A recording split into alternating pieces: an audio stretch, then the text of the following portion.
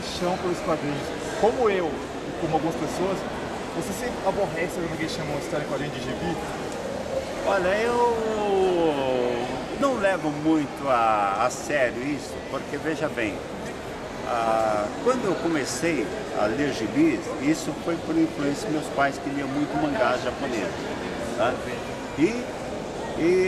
No estudo que eu fiz, eu descobri que, através do Winsor McCay, em 1905, que foi o criador do Little Nemo in the Slumber, tá? Ou seja, os sonhos de um comilão, tá? Ele desenvolveu o estudo da ideogrâmica dos quadrinhos, tá? E estudo dos quadrinhos orientais. Tá? Então, no estilo que foi escrito, tá? Ele descobriu que ali estava uma história em quadrinhos. Precursora. Exatamente. Isso foi em 1905. Ela nasceu no Japão. Exatamente, igual. Os mangás são precursores aos comics. Porque na realidade os quadrinhos se originaram do quê? Da literatura. Porque quadrinhos é considerado desde a época rupestre. Aqueles desenhos que você via nas cavernas, tá? Representavam uma história do povo em si. Tá? Exatamente. Talvez a mais antiga das artes. Então. Tanto é que quando Cristo morreu na cruz, um soldado romano apontou o dedo para a cruz e falou: esse sim era o Filho de Deus. Tá? Foi o primeiro balão considerado nas histórias em quadrinhos. Fantástico. Quadrinhos é cultura. Exatamente. Cultura. A arte sacra que você vê nas igrejas, aquela arte sequencial, é considerada uma história em quadrinhos. Estou descobrindo que existe quadrinhos. Exatamente. Tem início, meio e fim.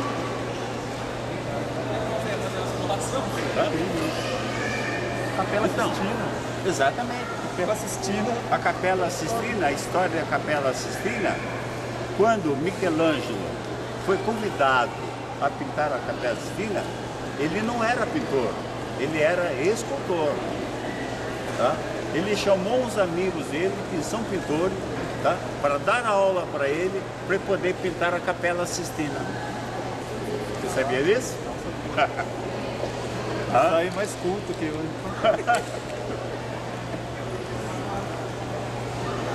A gente começou a falar de quadrinhos japoneses, essa atual invasão dos mangás no mercado ocidental, eu acho que isso é positivo ou negativo para as contas? Elas correm risco pela invasão dos mangás ou elas podem coexistir tranquilamente, até aproveitar, se influenciar de uma forma positiva? Olha, tudo aquilo que se refere a histórias em quadrinhos, eu acho benéfico. Depende muito de como você interpreta as HQs. Tá? Porque as HQs, na verdade, estão interagindo, tá, com o seu cotidiano. Tá? Então você tem a sua parte que é entretenimento, aquela parte que é ficção científica, tá? E a outra parte que está ligada ao teu cotidiano. Porque em toda história em quadrinhos, quer seja nacional, americana, europeia, você vê violência, você vê comportamento, você vê política, tá? Você vê feminismo, tá tudo inserido. Tá? Isso depende, por isso que eu falo, depende muito de como você analisa a história em quadrinhos. Porque a maioria que eu vejo, tá? O que acontece? O pessoal compra história de quadrinhos, tá? Somente para entretenimento. Eles não param para pensar, tá? A mensagem que aquele personagem, o que o artista quer te transmitir. Vem de uma forma rasa, que na verdade é muito profundo. Tá? E o poder da mídia faz com que o comércio evolui cada vez mais. Porque o povo brasileiro, o povo geral, é muito sugestivo. Tá? Então ele acha, né, que há uma ampla divulgação sobre aquilo, então a pessoa, exatamente, sugestionável. Manipula facilmente. Né? Por isso que eu falo que os orientadores, educadores, todos, tá? Tem que aprender a levar essa mensagem através da literatura, através dos quadrinhos, tá? A criticidade daquilo que ele está lendo, para que futuramente ele se torne pensador. Tá? Porque quando a pessoa desenvolve a arte de pensar, ao tomar qualquer atitude, ele vai parar e pensar: é certo aquilo que eu estou fazendo? Quais são as consequências que poderão advir do meu ato? Tá? Está tudo aí, ó.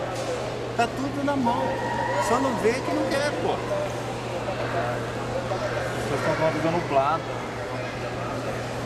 Os postos estão sendo sugeridas a elas, as pessoas não vê. Não reclamam ainda. E um dos focos que eu faço dessas minhas exposições em palestras, em escola, em universidade, é justamente isso. Porque nós temos hoje a internet, tá?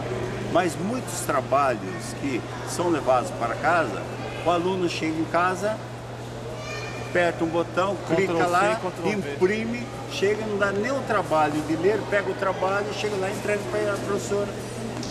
Bom, qual tipo de raciocínio que você tem? Aprende a copiar. É. E agindo dessa forma, uma pessoa nunca vai ser protagonista da sua própria história. Tá? Ele sempre vai ser coadjuvante.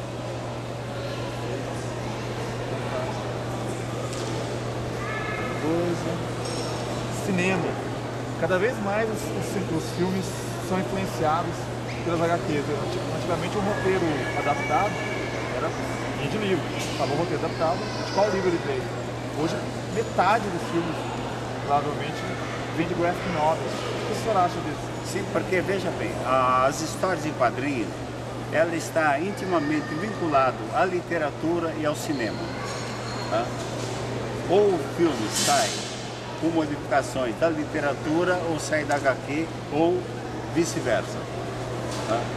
Então é um mundo também que tem que pensar mais nessa linha de raciocínio.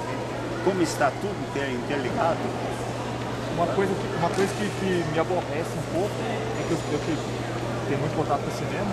Quando um filme é adaptado de um livro, aparecem letras garrafais, baseado na obra de Stephen King ou de Stephanie Meyer. Quando vendem uma graphic novel, às vezes eles escondem isso. Você já notou isso? Parece que é um preconceito contra os quadrinhos. Isso já vem... Se nós falarmos que o filme vem de algum quadrinho, eu não querer assistir. Mas isso já vem de direitos autorais, entende? Mas você pode ver que nenhum filme segue exatamente o que está nos quadrinhos. Acho que o mais perto que eu já vi foi Sin City. Exatamente, o Frank Miller.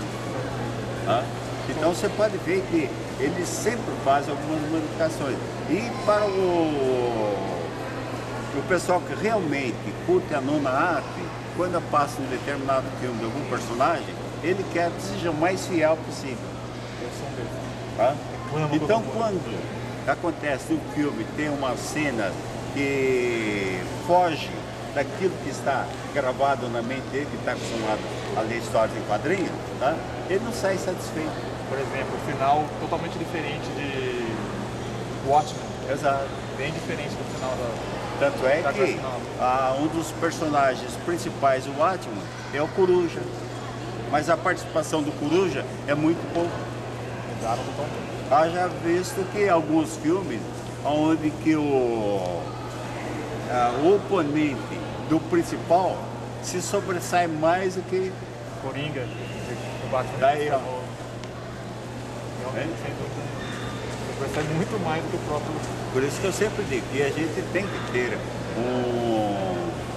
uma visão meio diferenciada daquilo que você está acostumado a ler quadrinhos até hoje.